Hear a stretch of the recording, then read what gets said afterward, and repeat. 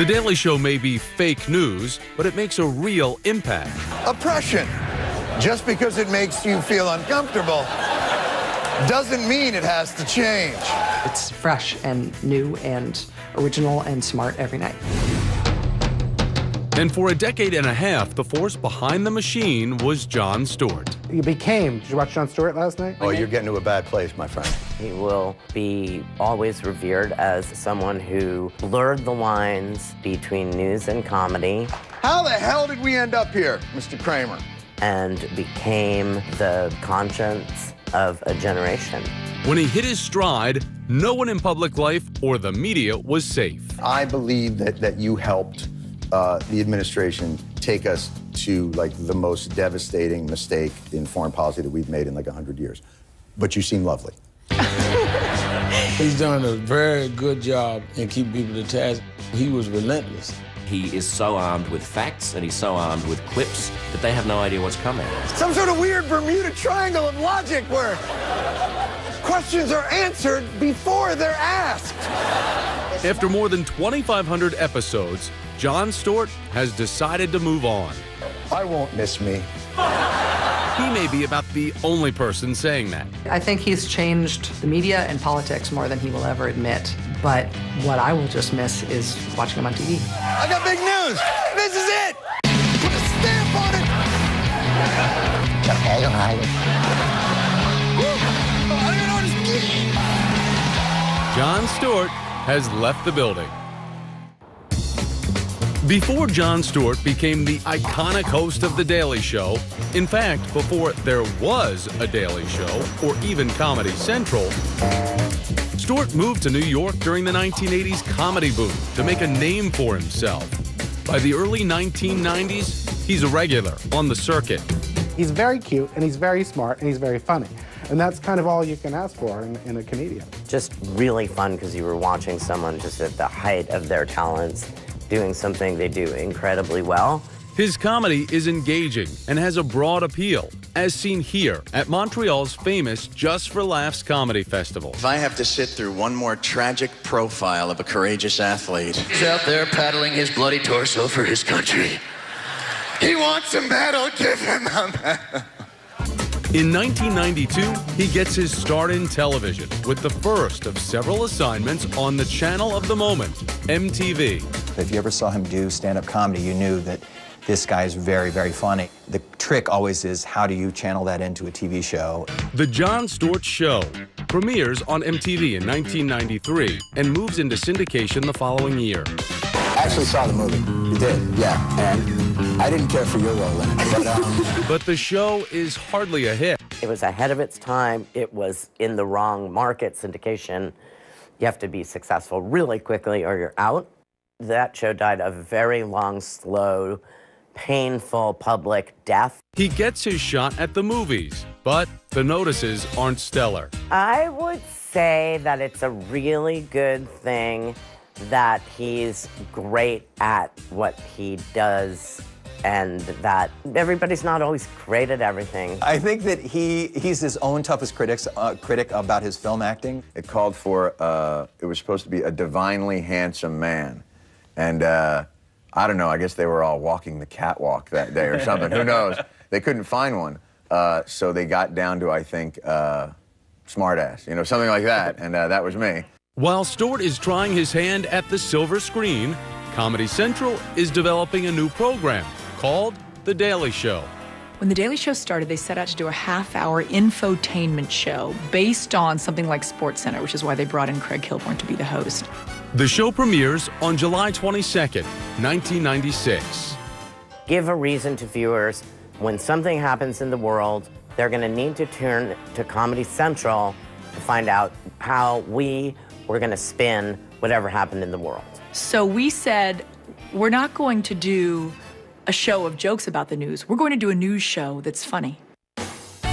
The show lifts Comedy Central's ratings. In 1998, Kilborn is selected to take over The Late Late Show on CBS.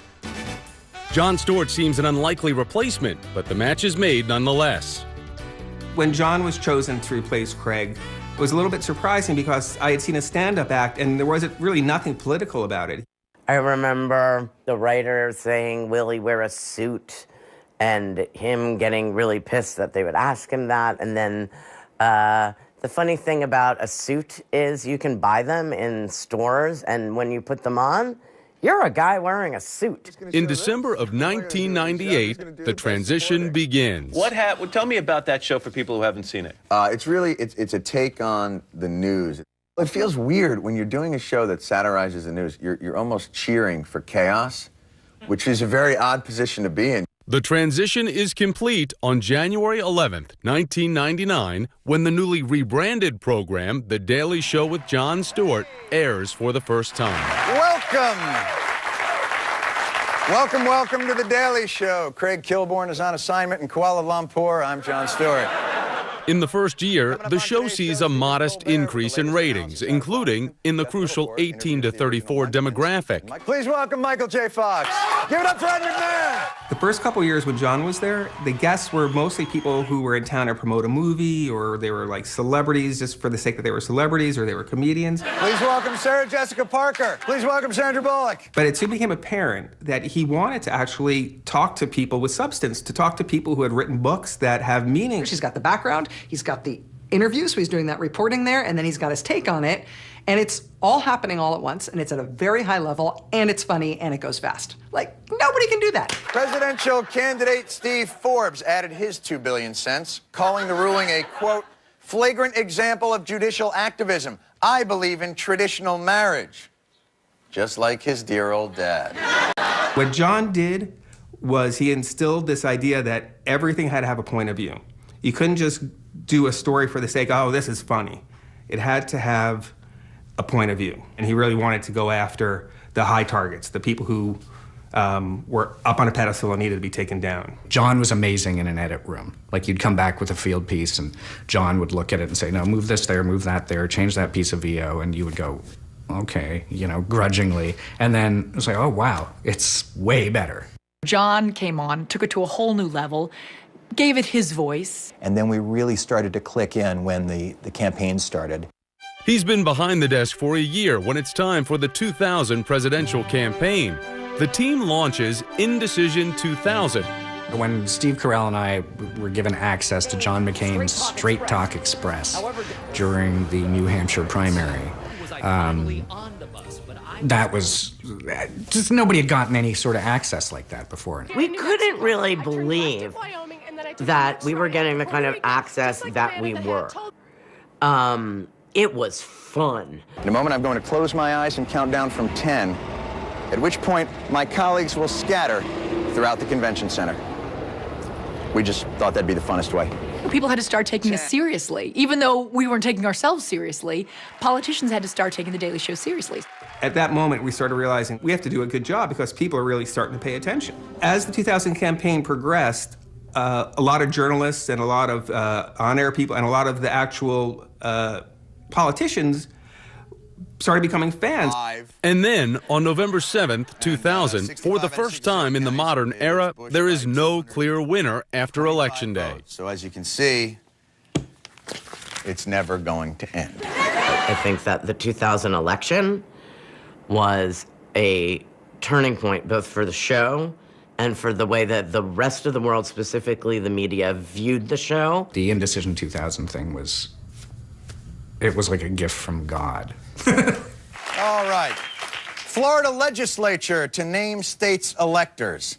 Among the names being considered, Cheaty McSteelforbush. Indecision 2000 was where you saw this young guy with a lot of potential just pick up that baton from Kilborn and just go running to the finish line. And then they pulled it off superbly. It seemed that it was just kind of the perfect storm for that to happen, and he was kind of the perfect guy to do it. He had the right mix of intelligence and humor. He became, did you watch Jon Stewart last night? This just in. Indecision 2000 is considered so influential that it wins the prestigious Peabody Award for Public Service. Good luck with the Emmys. Thank you! Congratulations on the Peabody. It almost became what it was spoofing. It became a place you went to for news, not a place you went to watch the news lampooned. I think that the success of Indecision 2000 proved that the show had something more to do than just make people laugh from 11 to 11:30. It actually was part of the national dialogue. Coming up, he went from being interesting to hot to unavoidable. When Jon Stewart has left the building, continues. Let's get this party started. This is the story about a woman with big dreams. Mom, you're here. I have all my kids in one room. She regrets all the things that she missed in her kids' lives. They're all grown up now. Nah, they're the same kids whose diapers you changed. It's a fun movie. How did you meet the groom? C-section. And it has something real. It's about the music of life, where it falls down and loses rhythm and picks it up and brings it home. Ricky and the Flash, rated PG-13. Good. Stay. Lie down. I'd like to take this time. Roll over. Roll over. Almost. Roll over. Good. It took Joel Silverman years to become a master dog trainer. Roll over. Good job. But only a few commands to master depositing checks at Chase ATMs. Technology designed for you, so you can easily master the way you bank. We need to make sure that we're putting the customer at the heart of everything that we do. If we don't, then there are other firms that will. With the support and the cooperation with Salesforce, we are turning the dial significantly, which is fundamentally going to transform the way that we engage. We need to partner with the best suppliers of technology and data solutions in the world, and that's why we've chosen to work with Salesforce. Do you like cougars? Terry, will you shut up? You are adorable.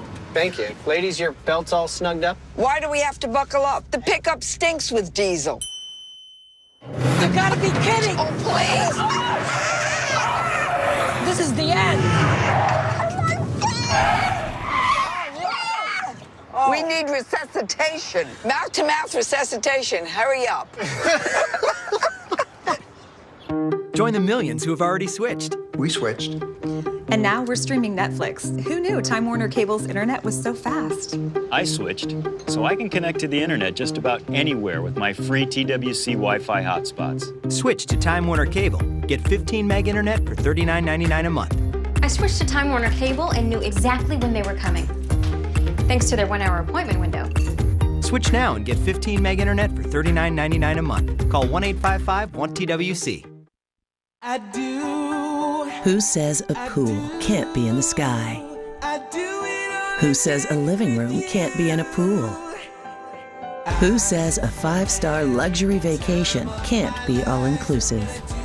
Sandals La Source Grenada takes innovations beyond the realm of imagination.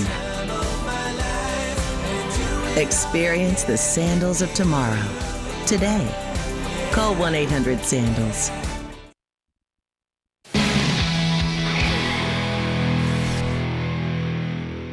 If I were a tree, I would be a... If I were a tree, I would be a root.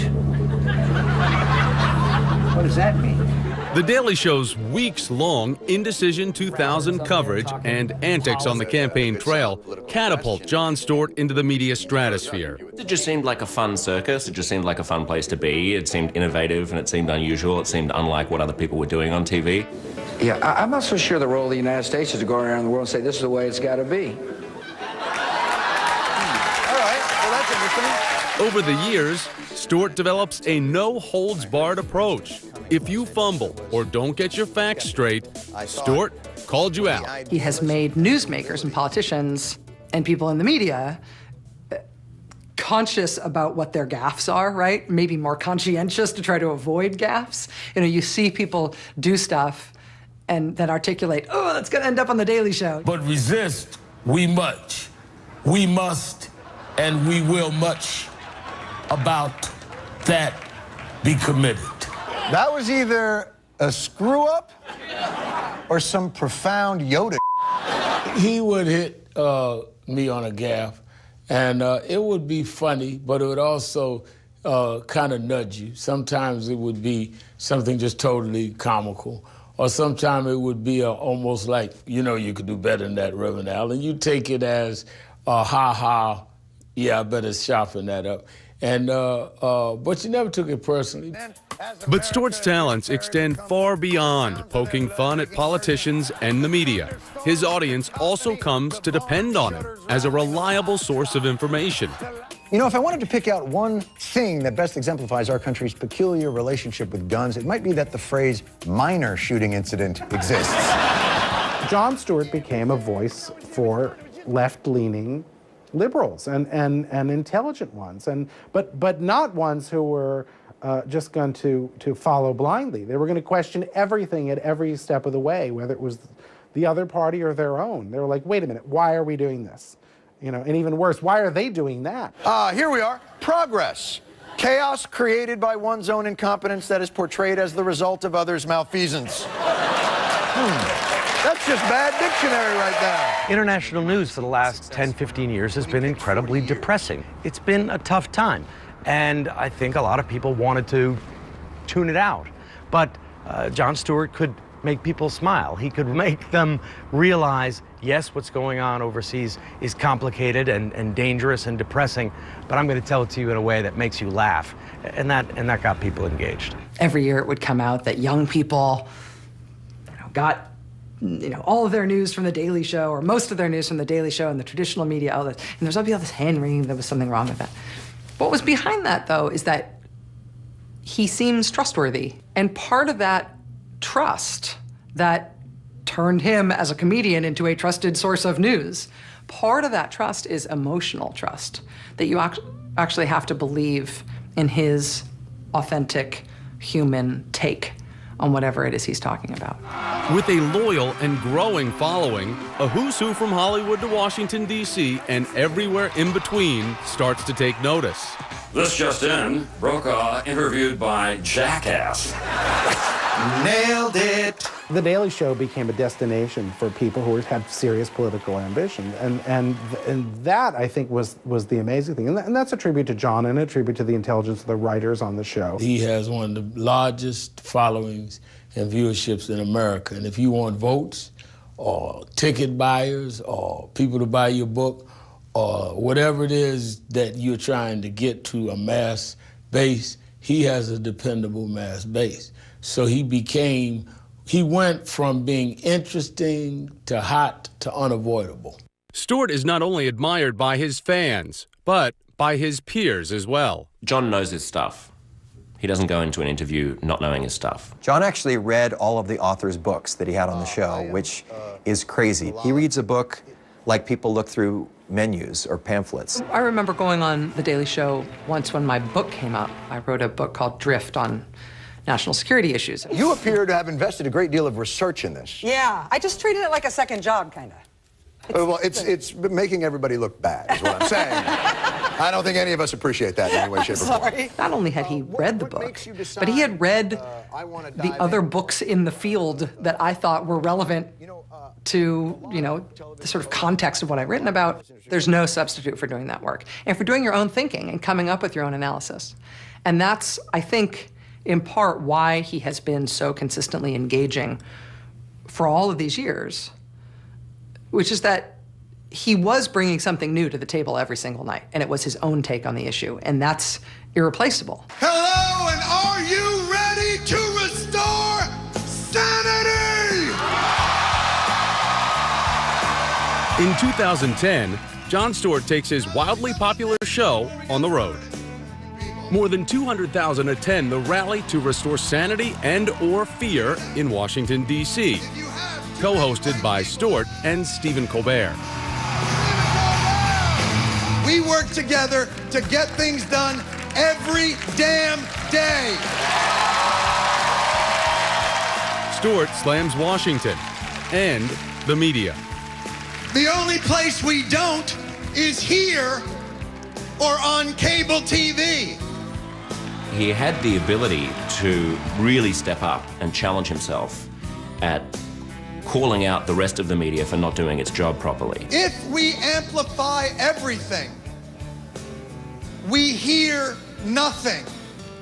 Jon Stewart has something to say, and millions are listening. We're live. Welcome to Night of Too Many Stars. In 2006, Stewart begins using his popularity to further a charitable cause.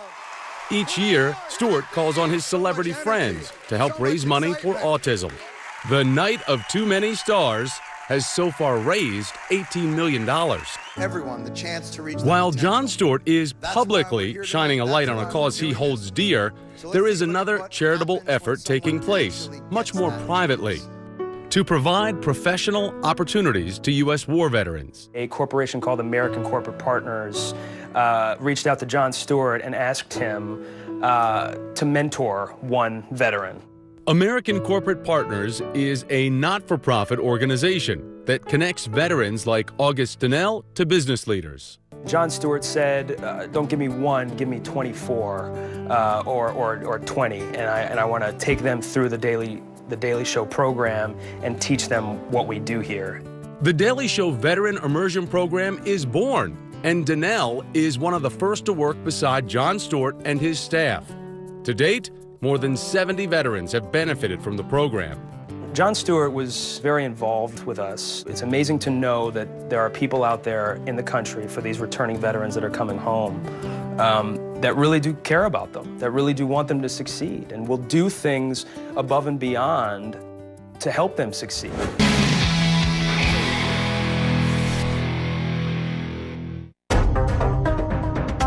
For 16 years, Jon Stewart has made his Daily Show audience laugh, but he's also made them think.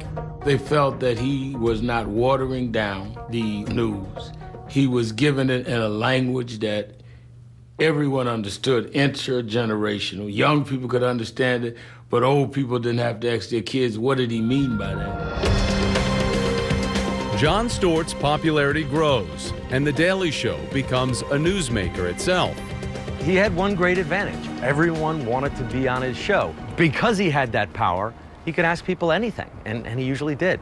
When guests came on, almost everything they did made some news, and it sort of powered a million blogs the next morning. All the candidates want to be on, even though I'm sure they're afraid at the same time. I think I know whose side they're on. No, they're on America's side because the Patriots. Obama in particular has been pretty funny when he's been on there. If you could, I'd like you to hope up some of these very common phrases that people hear.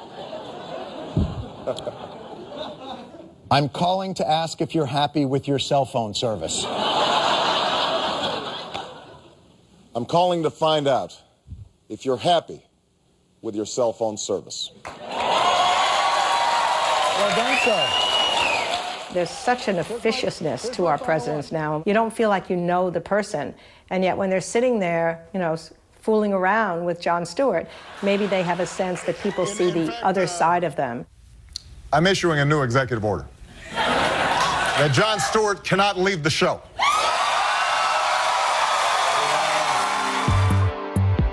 Jon Stewart is taken seriously by important guests, not only because he's popular, but because he sheds light on issues in a way no one else does. Jon's brand of satire is valuable because people retain information more when it entertains them. So if you can get an important idea across to me and make me laugh at the same time, I'm going to remember it.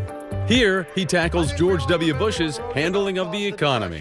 It's interesting what the price of gasoline has done is it caused people to drive less. The marketplace works. It's interesting what the mortgage crisis has done. It's getting more people to live outside. Marketplace works.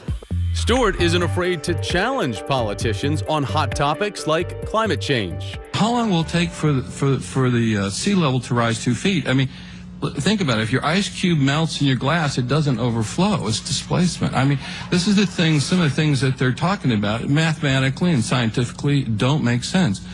Are you kidding me? Are you kidding me? Stewart is an early critic of the Iraq War, which is waged through much of his run as host of The Daily Show. Well, let's start tonight with our continuing coverage of Mesopotamia. I think what Jon Stewart was always asking us to look into was, where is the evidence? Just run the evidence past me one more time. I'm not sure that I understand it. And that's what a lot of journalists felt like they had wished they had done in retrospect, is really question what's the impetus for this. By the way, you can have all these memorable screw-ups and more. Just call now and order. Now that's what I call being completely wrong about Iraq. Anyhow. Sometimes, even for Jon Stewart, there is no punchline. Jon Stewart allowed himself the vulnerability of being emotional at times and not even knowing how to deal with it, except allowing those emotions to come out. And sometimes his authentic human take is sad or speechless or moved in a way that makes him not want to be funny. But I didn't do my job today. So I apologize. I got nothing for you in terms of like jokes and sounds because of what happened in South Carolina. And maybe this wasn't a gimmick. This wasn't something that he was conjuring up. He had nothing. And then we went there with him because we had nothing. I honestly have nothing other than just sadness, once again, that we have to peer into the abyss of the depraved violence that we do to each other and the nexus of a just gaping racial wound that will not heal, yet we pretend doesn't exist. I think that captured a sort of weariness in America about guns, about mass shootings, about violence. He just shared in our exhaustion with it all. And there's something disarming about that. Perhaps the most difficult moment in the show's history, finding the right words after 9/11. There's no other way really to start the show than to ask you at home the question that we asked the audience here tonight and that we've asked everybody that we know here in New York since September 11th, and that is, are you okay? When Jon spoke from the heart and didn't go for the joke, it was moving, but its strength was that it gauged exactly what we needed at that moment. Any fool can destroy. But to see these guys, these firefighters, these policemen, and people from all over the country, literally with buckets, rebuilding, that's extraordinary. And that's why we've already won. We're all watching the show being taped, and we're all standing around looking like, okay, who's going to be the first one to start crying? The view from my apartment was the World Trade Center.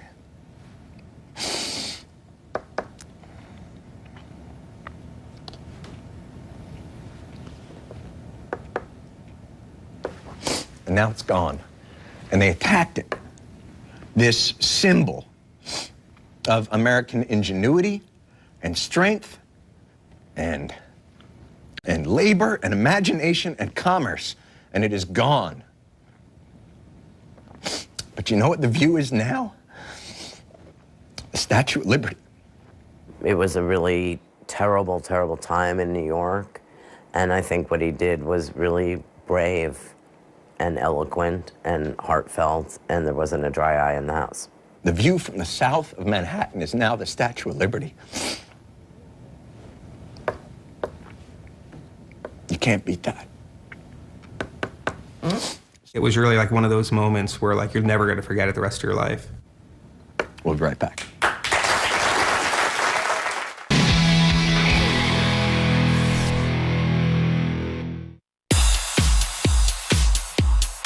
One thing we've learned during Jon Stewart's tenure at The Daily Show is if you're defying his logic, he will take you down.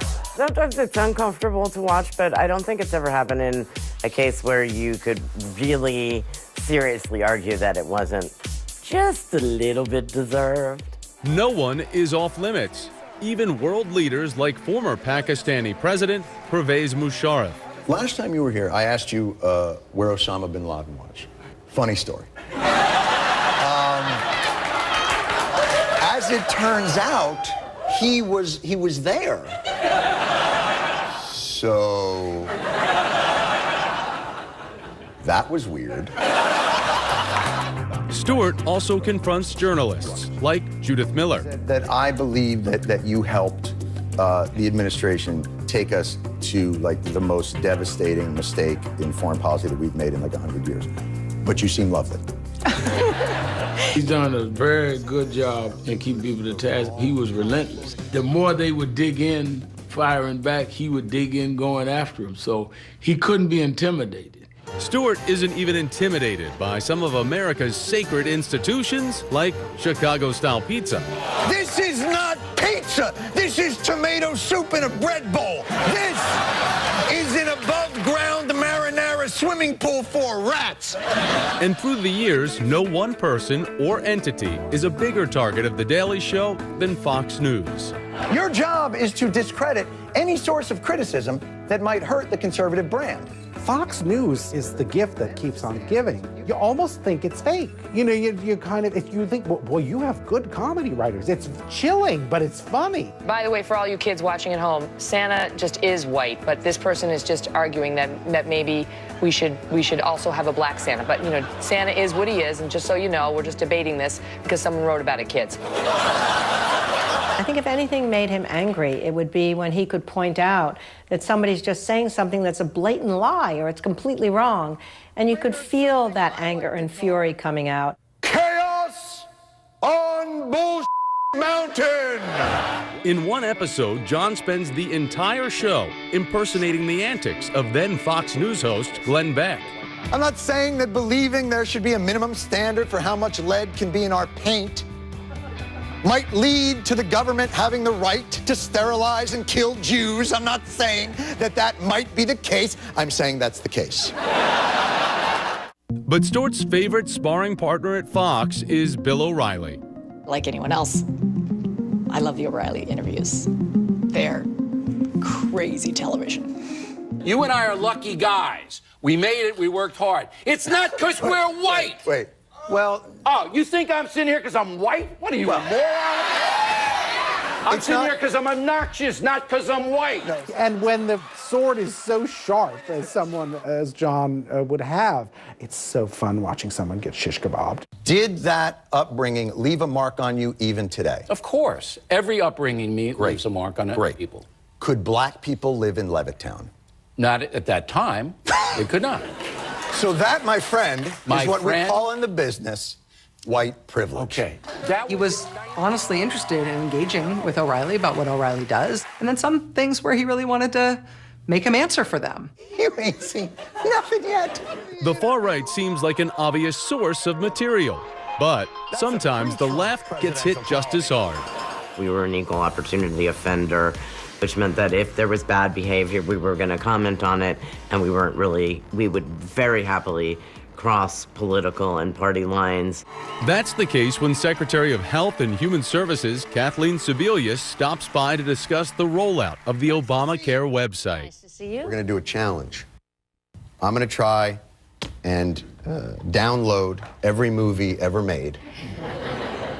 And you're going to try and sign up for Obamacare, and we'll see which happens first. Okay. I think what makes Jon Stewart so powerful is that he can look at what his own people are doing and say, hello, what are we doing? And honestly, that's the important thing. If you're going to be a pundit, you have to sort of look at everything, particularly if you're going to be a funny pundit. One of Stewart's most infamous confrontations comes on March 12, 2009, when CNBC Mad Money host Jim Cramer takes the hot seat in the wake of one of the biggest American financial crises to date.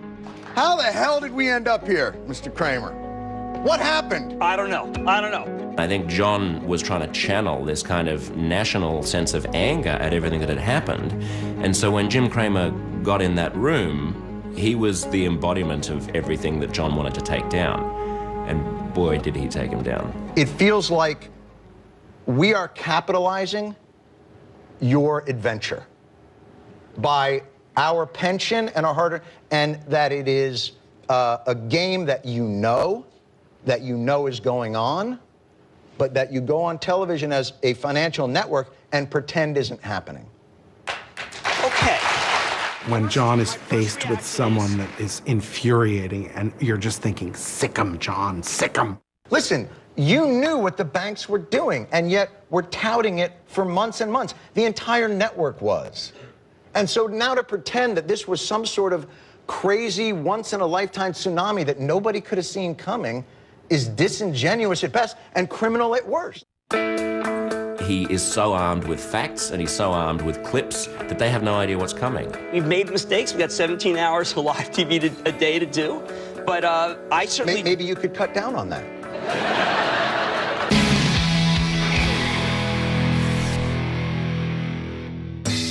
Jon Stewart has played a major role in redefining how the public gets its news. But The Daily Show was never a one-man show. Let me assure my viewers that from now on there will be no pussying out. Ladies, am I right? What's up? My sources tell me if he doesn't win, his mother has said she will stop loving him. Many of the show's on-air correspondents have gone on to become major players in Hollywood and on TV. Steve Carell, Ed Helms, John Oliver, Stephen Colbert, and countless others all rose to fame after cutting their teeth sharing airtime with Stewart. When John came on, he knew that he needed correspondence. He needed people to play off of. John's front and center, but I think John let all of us shine. Oh, even I felt gay buying a ticket to this movie. I got to work with Steve Carell and I got to work with Stephen Colbert. And Colbert and Carell were two of the most naturally funny people I've ever met in my life. And they were just so effortlessly, they're bam every time. Every writer was like, oh, give it to a Steve, give it to a Steve. In what seemed like a good idea at the time, we tested the effects of massive quantities of alcohol on a human subject. Specifically, Steve Carell. We did an anti-drinking piece where we actually just went out and locked off a camera and Carell drank and drank and drank and drank until he was actually really drunk. It is now 10:35. Steve has had 1, 2, 3, 4, 5, 6, 7 drinks, and he's moving on to his 8th. Steve Carell had this sort of amazing combination of arrogance and stupidity, which it just worked perfectly together. Senator, how do you reconcile the fact that you were one of the most vocal critics of pork barrel politics, and yet, while you were chairman of the Commerce Committee, that committee set a record for unauthorized appropriations? I'm just kidding. I don't even know what that means. Colbert found his persona and ran with it. Have you had a chance to go to Disney World?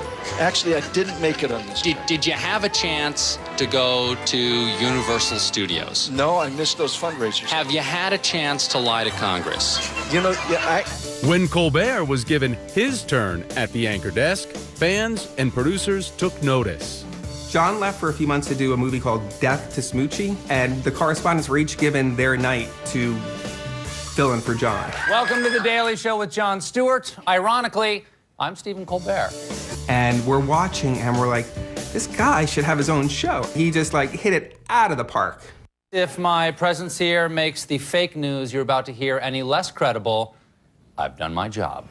To see a guy who had that many comedic skills really get his chance to show us what he has was magic. The Steves may be A-listers now, but how they landed on a little cable show in the late 90s is the stuff of legend. And this agent called me up and said, I'm going to send you a tape of this guy named Stephen Colbert. It was a sketch called Waiters Who Are Nauseated by Food from the short-lived Dana Carvey show. We have a milk-fed veal with a mint jelly. That comes with asparagus tips and an olive caper sauce. Took one look, and I called the guy back, and I said, when can he start? 2 seasons later, The Daily Show is looking for more talent. So I called back. I knew it was crazy. And I said, hey, do you have another Stephen Colbert? And he said, well, go back to the tape that you loved so much and check out the waiter in the back. Today's seafood is flounder. That's his best friend and his performing partner from Second City, Steve Carell. And the rest, as they say, is history. But everybody was great. I worked with Vance DeGeneres and with Mo Rocca, Beth Littleford. They all had different personas. I loved working with Beth because she had this great combination of sincerity and sarcasm. You know, John, it's an American tradition. I mean, how can a young girl expect to gain any self-esteem if she isn't allowed to be judged as she parades around in a bathing suit twirling a baton? I liked the Barbara Walters parodies that I did. We would put like Vaseline on the lens, even though we didn't need to. I've sat down with my fair share of dysfunctional child stars. Todd Bridges, Gary Coleman, a very bitter David Cassidy. Boy George and I had a lot of fun. Have you ever thought about settling down, marrying Nicole Kidman, and adopting a couple of kids? The crack team of fake reporters helped Stewart make The Daily Show appointment television, cleverly tackling any topic, from race relations. You're saying that in these times, the new face of criminality is now white. I'm glad you're finally admitting you thought it was black. To terrorism. We're just trying to do a thing here where we say Iranians like hate Americans. Can you just do that for me? To taxes. New Jersey has the highest property tax in the nation. I know. What are you getting for it? Because it's an awful state. Exactly. We hired great people, and they went on to greatness. The correspondents on that show have such a great platform to establish who they are, what their voice is, what their point of view is. So I would imagine anyone who's been on that show and has shown how funny they can be has a really big future in front of them. So yes, behind every great host is a great cast of characters, and no one knows that better than the man himself. When you look at the talent that's passed through these doors, it'd have been hard to screw this show up. I just want to thank everybody who lent their talents to this program. It meant the world. I mean, a big part of his legacy is going to be Jon Stewart, executive producer. You know, Jon Stewart as launcher of careers. What you want is a leader who's able to mentor people on the show and not feel jealous when their talent begins to rise. And I think instead of being upset about that or competitive, he felt pride in that.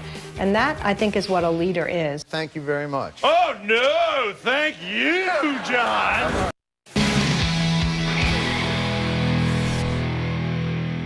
You are retiring at the top of your game like most people wish they could go out. You're going to spend all this time with your kids. I'm telling you right now, it may be 2 months from now. It could be 6 months from now, 6 weeks from now. You'll be on that farm in New Jersey with your family, hanging out, and your kids will turn to you one day and say, Dad, we love you. Get a job.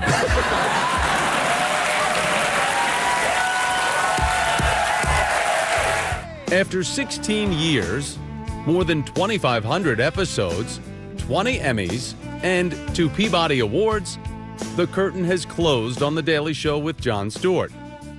His last show raises more than $2 million for New York Collaborates for Autism in a raffle-like drawing to attend the final taping. As Jon Stewart leaves the set, adoring fans are left to wonder, what's next? Some believe it will be a stab at a career as a movie director. Going to shoot a little movie there, a movie based on really an amazing story that began with a field piece. In 2013, Jon Stewart took an extended hiatus from The Daily Show, 12 weeks, to direct his first movie, Rosewater. I got the sense, just from what I read, that Jon Stewart really enjoyed his first directorial effort as a filmmaker, and I wouldn't be surprised if we don't see more of that. I hope he takes a little bit of a vacation and then figures out whatever he wants to do. But certainly there'll be people who can't wait to see what he does next. He's been doing this show for 17 years, so he probably, the first thing he's probably going to do is rest. You want to take some time to just remember what your family looks like and enjoy these things called evenings. So, many are curious, what will the new Daily Show look like in the hands of a relatively unknown South African comic, Trevor Noah? Welcome to The Daily Show. With me, Trevor Noah. I'm excited to see what the new Daily Show is. I think the idea that a new host brings a new sensibility, a new point of view is always exciting to see. I think the smart thing that they're doing, I think, with The Daily Show is they're not trying to reinvent it. Hey, Trevor. Could you give me like 20 more minutes and then It'll be exciting to see what Trevor Noah brings to it. Trevor Noah is very funny and very smart, and more than anything, charming and really likable. And that's kind of what you need. I believe in him. I hope it goes well. Of course, The Daily Show has transitioned before. But following Jon Stewart, many feel Trevor Noah has big shoes to fill. Jon Stewart, from soup to nuts, in terms of the way that show is orchestrated, it's been so good night after night for so long. I think he's changed media and politics more than he will ever admit. But what I will just miss is watching him on TV. I think he'll be remembered as someone who helped young people get through this horrible period that has been the 9/11 generation. I think that he will be always revered as someone who blurred the lines between news and comedy and who became the conscience of a generation. Every once in a while you see an original, and Jon Stewart is an original. Hey, guess what? I got big news. This is it. This is the final episode. On Thursday night, that original signed off The Daily Show on Comedy Central for the very last time. I'll never forget you, John, but I will be trying. Good riddance, smartass. And just when I'm running for president. What a bummer. See ya, pipsqueak. Have fun feeding your rabbits, quitter. I'm Jon Stewart. I'm dumb. I'm stupid. Yeah. So long, jackass. I've been asked and have the privilege to say something to you that is not in the prompter right now. Please don't do Here's the thing, John. You said to me and to many other people here years ago never to thank you because we owe you nothing. It is one of the few times I've known you to be dead wrong. We owe you, and we are better people for having known you. You are a great artist and a good man. I've worked in a lot of different atmospheres at varying levels of toxicity. And this is the most beautiful place I've ever been, and I'll never have that again. And I had to come to terms with that before leaving, knowing what I was walking away from. The end of an era. Comedian, writer, producer, director, actor, and critic. Guys, let me make something clear. I'm not dying. Jon Stewart has left the building.